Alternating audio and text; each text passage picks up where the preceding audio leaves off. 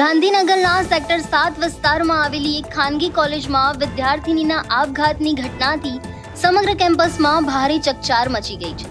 આ ચકચારી કિસ્સાની વિગત એવી છે કે ગઈકાલે સાંજથી કોલેજની હોસ્ટેલમાંથી એક વિદ્યાર્થિની રહસ્યમય રીતે ગુમ થઈ ગઈ હતી, જેની શોધખોળમાં કોલેજ પ્રશાસન અને પરિવાર લાગેલા હતા. જો કે આ શોધખોળનો અંત અત્યંત કરુણ આવ્યો છે, ત્યારે આ વિદ્યાર્થીનો મૃતદેહ કોલેજના જ એક ક્લાસરૂમમાંથી મળી આવ્યો હતો. ઘટનાની જાણ થતાં જ સેક્ટર 7 પોલીસનો કાફલો ઘટના સ્થળે દોડી ગયો હતો અને તપાસનો ધમધમાટ તેજ કર્યો હતો. વિદ્યાર્થીનીએ ક્લાસરૂમમાં જઈને આવું અંતિમ પગલું કેમ ભર્યું તે કારણ હજુ સુધી અકબંધ છે. પોલીસે હાલ અકસ્માતે મોતનો ગુનો નોંધીને વિદ્યાર્થીનીના આપઘાત પાછળના રહસ્ય પરથી પડદો ઉચકવા માટે ઊંડી તપાસ શરૂ કરી છે.